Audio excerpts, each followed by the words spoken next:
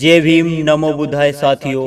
दोस्तों, आज की अपनी इस वीडियो में हम आपको बताने वाले हैं कि जिस महान चमार ने इस भारत देश का संविधान लिखा, उसी चमार को आज गलत ठहराया गया। तो आइए दोस्तों जान लेते हैं उस चमार की गलतियों के बारे में। दोस्तों, बाबा साहब भीमराव अंबेडकर को कौन नहीं जानता। भारत देश को संविधान देने के साथ साथ उन्होंने पिछड़े समाज, दलितों, चमारों को अधिकार दिलाने के कई लड़ाइयाँ लड़ी और कई आंदोलन किए और समाज में फैली बुराइयों और कुरीतियों को जड़ से उखाड़ फेंकने पर अपना पूरा जीवन लगा दिया और जीवन भर संघर्ष करते रहे। लेकिन फिर भी दलित समाज और ऊंची जाति के लोग उन्हें गलत साबित किया गया और उनके कार्यों को भी गलत साबित किया गया। तो चलिए दोस्तों जान लेते हैं बाबा साहब की गलतियां क्या थी, जिनकी वजह से उन्हें गलत भी ठहराया गया। तो दोस्तों, बाबा साहब की पहली गलती यह है कि उन्होंने एक ब्राह्मण लड़की से शादी क्यों की। इसको दलित समाज द्वारा और ब्राह्मण समाज द्वारा बाबा साहब की गलती बताई गई। आइए दोस्तों जानते हैं किस प्रकार। दोस्तों, डॉक्टर अंबेडकर ने दूसरी शादी एक ब्राह्मण लड़की से ही क्यों की। दोस्तों, इस पर खासी नाराजगी फैली थी और काफी विवाद भी हुआ। इससे जुड़ा एक विवाद और भी है कि डॉक्टर अंबेडकर की मृत्यु के बाद खुद उनके बेटे, पुत्र और करीबियों ने पत्नी के साथ खराब व्यवहार किया। दोस्तों, इस शादी को बहुजन समाज के लोगों ने खुद उनकी गलती बताई।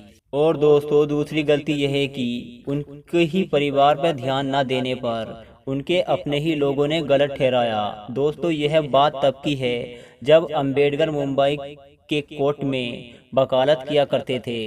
तो उनका चौथा बेटा राजरतन वह बीमार हो जाता है और दम तोड़ देता है। फिर माता रामाबाई बाबा साहब से रोते हुए कहती है कि अब बस करिए, अपने समाज सुधारने को और ज्ञान पाने की लालसा ने पूरा घर उजाड़ कर रख दिया है। मैंने एक एक करके अपने चारों बेटों को दफना दिया है, अब तो बस करिए। बाबा साहब, आपने कहा था कि हमारा बेटा राजरतन देश पर राज करेगा, लेकिन अब इस दुनिया में ही नहीं रहा। इस पर बाबा साहब कहते हैं कि रमा, तुम रो रही हो और मैं रो भी नहीं पा रहा हूँ। मत रो, मैं तो रोज ऐसे सैकड़ों बच्चों के मरते हुए देखता हूँ। इतना कहकर वह अपनी जेब में हाथ डालते हैं और राजरतन के कफन के लिए उनके पास पैसे तक नहीं होते हैं। इस बात को लेकर भी उनके परिवार और उनके सगे संबंधियों ने उन्हें गलत ठहराया। दोस्तों, क्या हिंदू धर्म को त्यागना बाबा साहब की तीसरी गलती थी? आइए जानते हैं किस प्रकार। दोस्तों, उस समय बाबा साहब का धर्म परिवर्तन की घोषणा के बारे में खूब चर्चा फैली थी और अखबारों में भी खूब छपा था। दोस्तों, बाबा साहब अम्बेडकर के चारों ओर हिंदुओं द्वारा काफ़ी आलोचना हो रही थी और धमकियां भी मिल रही थी और अखबारों में उनके खिलाफ लेख भी छप रहे थे। और गांधी जी ने यह भी कहा था कि बाबा साहब आप गलत हो और उन्हें गलत ठहराया गया। गांधी की प्रतिक्रिया पर बाबा साहब ने कहा कि जीवन में धर्म आवश्यक है, लेकिन उस धर्म से चिपके रहना कहाँ की बुद्धिमानी है, जिसमें कुछ लोगों पर धर्म के नाम पर अत्याचार करते हैं और धर्म शास्त्रों में पशुओं से भी बदतर रखने की प्रावधान दी गई है। दोस्तों, ईसाई इस्लाम धर्म स्वीकार न करते हुए बाबा साहब कहते हैं कि मेरे लोग ईसाई या इस्लाम धर्म स्वीकार करते हैं तो अपनी मूल राष्ट्रीयता से वंचित हो जाएंगे। इसी वजह से बाबा साहब ने किसी भी धर्म को नहीं अपनाया और बाबा साहब कहते हैं कि मैं हिंदू पैदा हुआ जरूर हूँ, लेकिन मैं हिंदू रहकर मरूंगा नहीं। और दोस्तों, इसी वजह से ऊंची जाति और कट्टरपंथियों ने यह उनकी गलती बताई और उन्हें गलत साबित कर दिया।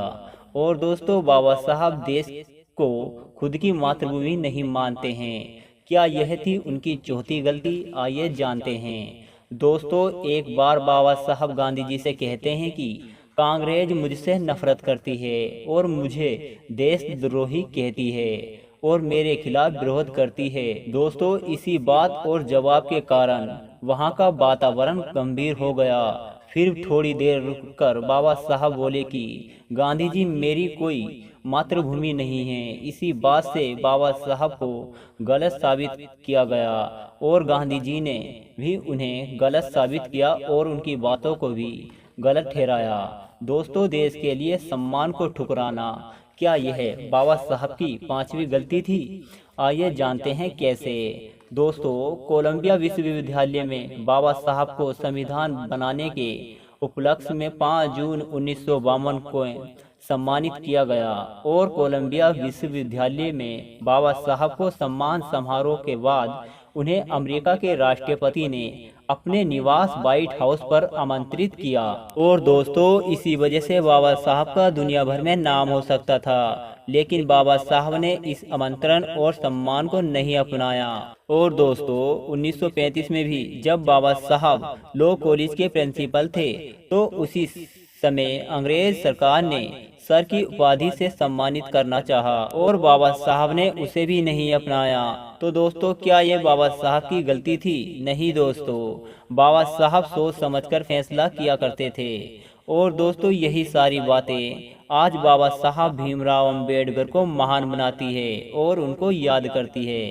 तो दोस्तों, आपको यह जानकारी कैसी लगी, हमें कमेंट करके जरूर बताएं। जय भीम, जय भारत।